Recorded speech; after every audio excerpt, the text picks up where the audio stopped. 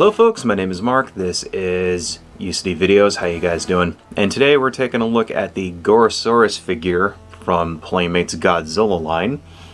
I am very happy to get this. I'm very happy that they actually decided to make this figure. I think this was a line that was originally started by Bandai America, if I remember, but now it's got the Playmates logo on it, so I don't know if they took over the line, if they bought the license from Bandai or what. But if you look at the packaging, it is essentially very similar to the packaging that the Bandai America figures were released as, right? So let's take a look at it. You know, it's Gorosaurus. Gorosaurus is, of course, from King Kong Escapes. If you haven't seen that movie, it's the sort of pseudo-sequel to King Kong vs. Godzilla from the 1960s. And there's a part in the movie where Gorosaurus shows up. They're on this island and King Kong fights him and then does the classic thing where he, does the classic finishing move where he pulls his jaws apart and blah, blah, blah, blah, blah. And then Gorosarus also shows up in Destroy All Monsters, so he's kind of a fan favorite. And Gorosarus is essentially just a dinosaur, so you can kind of see he's got a pretty cool little sculpt there, kind of like a T-Rex. And then box is the usual box that these things come in. It's open. Tail is disassembled. We'll have to put that in ourselves. Anyway, let's take a look at the back. So, collect all the monsters. And we've got other ones in the line here. We've got Rodan from the 60s. I might pick that one up. I actually don't have a Showa-era Rodan figure. Of course, Gorosaurus, Jet Jaguar, but within a Kung Fu pose. That's kind of cool. And Godzilla 1995. That, of course, is the Burning Godzilla. So let's go ahead and tear this guy out of here. Looks like he's just fastened with some usual, let's see, let's just get rid of that. Looks like he's fastened with some twist ties on the bottom, so shouldn't be too hard to get that off of there. Let's see. Always want to be a little bit careful when you do this so you don't actually end up cutting your figure or anything like that. So there's one.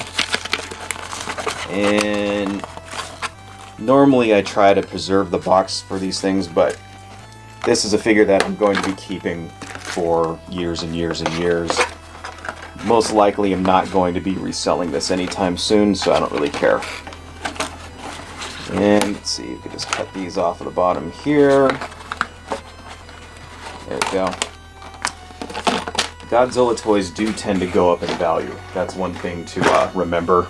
So if you're a collector and you collect toys like this with the idea that you're going to be reselling them at some point in the future, Godzilla toys are always something that are always seem to go up, But me personally, I like to open these things and display them and play with them when nobody's looking. Okay, how are we going to get that in there? Alright, that's tough. Wow. Ugh. Come on, you can do it. There we go. Alright, that wasn't that bad. Sometimes you have to, put it in hot water and stuff to heat it up in order to get, pieces like that to go in there. Okay. Let's kind of move that down and so you can get a full body shot of Gorosarus here. Pretty cool, So, Gorosarus was designed at a time when, the prevailing ideas about dinosaurs is that they were tail-dragging lizards, right? So, you're not gonna, he's not the modern Jurassic Park T-Rex looking kind of thing. It's definitely that old-school interpretation of, what a dinosaur was. And that's basically what Gorosaurus is. Gorosaurus is just an oversized dinosaur, so maybe a little bit plain when it comes to as far as kaiju goes, but still, he is kind of a fan favorite. Let's see, so his head moves back and forth like that, and then we've got some arm articulation there, up and down, very basic stuff, and then of course legs, and it looks like the back of its tail actually moves a little. The thing with these sort of vinyl figures is that they're not really super articulated usually. Not really, they're more for display purposes. and generally are made for smaller children in mind. So the thing about them is that they're usually tough, right? They're hard to break. Like, this is basically hard vinyl. So you can throw this around, you can smash it into the wall, you can bang it together with other toys. It's not going to break. You might get paint messed up or whatever. So they're designed with that in mind. And they're also usually very detailed and movie accurate. And that satisfies the adult collectors out there like me, right? So that's the cool thing. Like, they've kind of hit a nice balance with these sort of kaiju vinyl toys. So, pretty cool, pretty cool. It's nice to get an official release of Gorosaurus, because he's kind of an obscure character. I don't like how that... There's a little bit of... okay, there you go. So that's just sort of loosely... But it's mostly tight, but yeah. There is a visible seam there, you know. So let's do a comparison against some other Bandai vinyl releases. I guess technically this would be a, Playmates vinyl, but I'm pretty sure that they got this from Bandai. So this is a Godzilla type figure from 2006, part of Bandai's Movie Monster figure release line, and you can see it's perfectly in scale with that. In fact, that's exactly how the scale should be, right? Like, you notice how much larger Gorosaurus' head is. That's actually what it's like in the movie. So, kind of fits in pretty good, with the other 6-inch Bandai vinyls that you would see out there.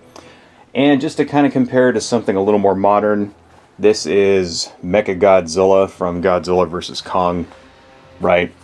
And actually also made by Playmates. So they're not really part of the same line, but you can kind of see that they were made to be within the same scale. Mechagodzilla is actually a little bit taller, but the way the tail makes its legs bend, he ends up being roughly 6 inches tall. So you can kind of see, within the same scale with each other. Unfortunately, I do not have a Toho Kong that we can display him with, but one of these days I'll get one. Hopefully they'll release one. So, yeah, actually kind of happy to see this figure. This is a very obscure character. He only appeared in 2 movies, and they only really made one other vinyl figure of him from Bandai, an 8-inch one that came out in like 1993 or something, which is like much taller than this, not in the right scale, and also very, very super expensive. So kind of cool that we're actually getting these sort of like, D-listers when it comes to the Godzilla roster. I hope they make more of them, man. I hope they make Gabra. I hope they make Minya, Manila, whatever.